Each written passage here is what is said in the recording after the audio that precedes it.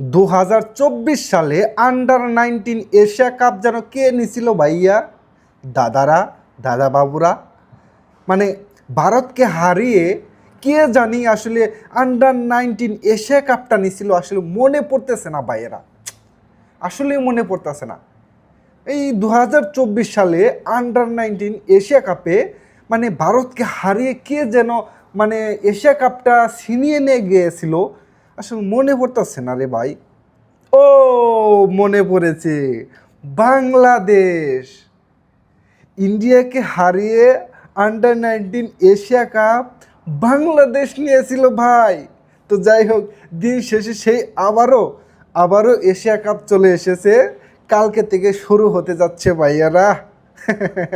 তো যাই হোক, দিন শেষে আমরা আবারও বাংলাদেশ ইন্ডিয়া ম্যাচ দেখতে পাবো, কিভাবে ইন্ডিয়াকে হারাবো সেই জিনিসটা ভাই দেখতে পাবো।